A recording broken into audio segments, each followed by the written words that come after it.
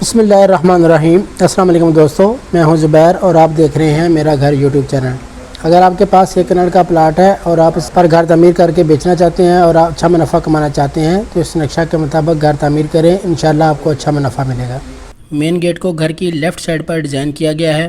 گھر کے main gate کو 20 فٹ چوڑا رکھا گیا ہے۔ مین گیٹ کو آپ اپنے بجٹ اور ذوق کے مطابق سلائیڈنگ یا اوپنیبل رکھ سکتے ہیں۔ وکٹ گیٹ مین گیٹ کے ساتھ 3 فٹ چوڑا ایک وکٹ گیٹ بھی ڈیزائن کیا گیا ہے۔ وکٹ گیٹ کا مقصد مین گیٹ کو بار بار عام استعمال کے لیے کھونے سے بچانا ہے۔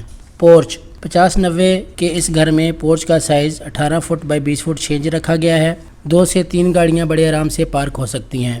گاڑیوں کی غیر موجودگی میں بچوں کے کھیلنے کے لیے کافی مناسب ایریا مل جائے گا۔ کوشش کریں کہ ہمیشہ پورچ کی فلورنگ کو نان سکڈ رکھیں، یعنی پورچ کا فلور پھسلن والا نہ ہو۔ 1 کنال کے اس گھر میں 28 فٹ بائی 15 فٹ سائز کا ایک خوبصورت فرنٹ لان بھی ڈیزائن کیا گیا ہے۔ فرنٹ لان کو آپ اپنے بجٹ اور ذوق کو مد نظر رکھتے ہوئے گراسی یا علاقائی پودوں کی مدد سے ڈیکوریٹ کر سکتے ہیں۔ فرنٹ لان میں پودے لگاتے وقت اس بات کا خیال رکھیں کہ زیادہ سے زیادہ علاقائی پودوں کا استعمال کریں، ڈیکوریٹو پودوں سے اجتناب کریں۔ گھر میں 1-2 پھلدار پودے ضرور لگائیں۔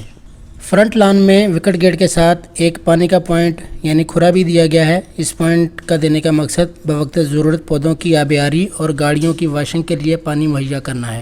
فرنٹ لان میں پودوں کے ساتھ ساتھ لائٹس کا استعمال بھی کریں تاکہ دن کے ساتھ ساتھ رات کو بھی لان ایریا کی لینڈسکیپنگ کو انجوائے کیا جا سکے۔ سٹنگ ایریا فرنٹ لان میں دائیں جانب ایک سٹنگ ایریا بھی ڈیزائن کیا گیا ہے۔ سٹنگ ایریا کو 3 عدد پلانٹرز اور کنکریٹ کے 3 بینچ مہیا کیے گئے ہیں۔ سٹنگ ایریا کی فلورنگ کو ووڈن ٹائل فلورنگ سے ڈیکوریٹ کیا جا سکتا ہے۔ سٹنگ ایریا کو پورچ کے ساتھ ایک خوبصورت واک وے کے ذریعے کنیکٹ کیا گیا ہے۔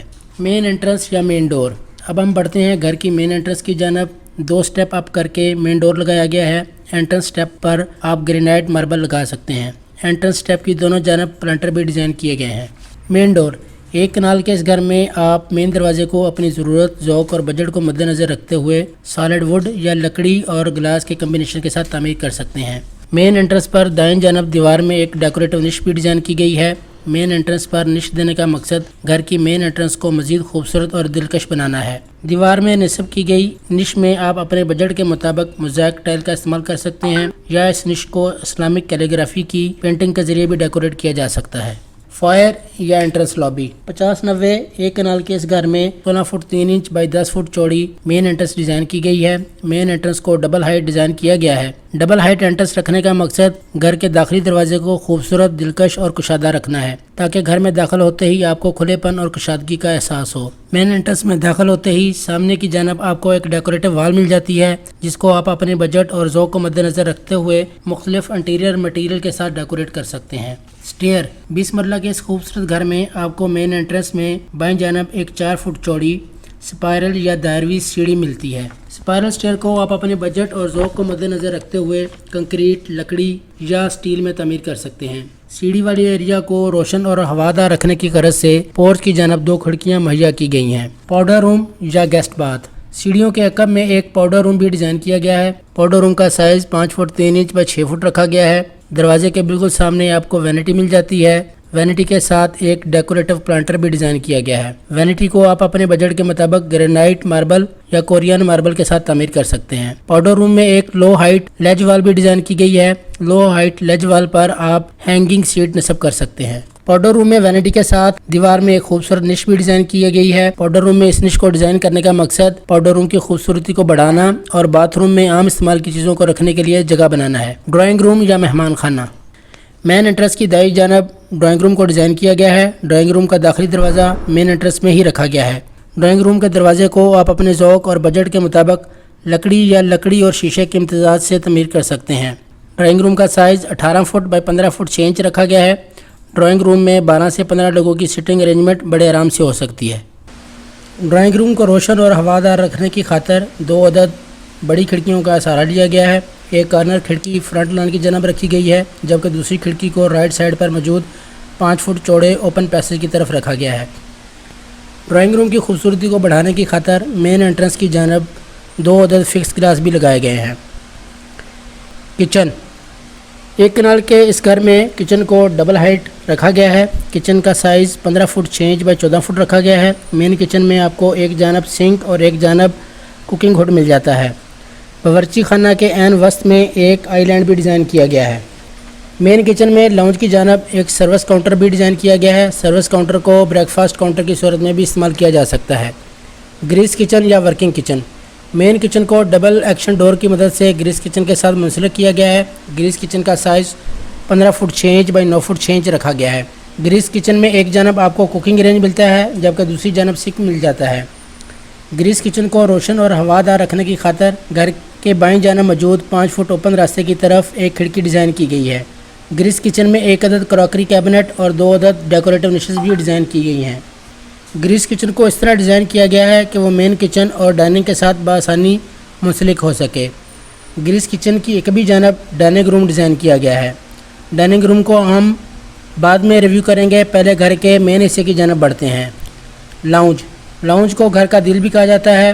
گھر کا مین حصہ لاؤنج کہلاتا ہے کیونکہ گھر کے رہائشیوں کا زیادہ تر وقت گھر کے اسی حصے میں گزرتا ہے۔ لاؤنج کا size 22 feet 3 inch by 20 feet 9 inch رکھا گیا ہے۔ لاؤنج کو ایک بہت بڑی کھڑکی کی مدد سے روشن کیا گیا ہے۔ لاؤنج میں روایتی میڈیا وال سے ہٹ کر ایک خوبصورت انداز میں ڈیزائن کی گئی میڈیا وال بھی موجود ہے۔ میڈیا وال کو سالڈ ووڈ کے ورٹیکل لوور کی مدد سے ڈیزائن کیا گیا ہے۔ میڈیا وال کی ایک بھی جانب پیسج کی طرف ایک چھوٹا سا پلانٹر بھی ڈیزائن کیا گیا ہے۔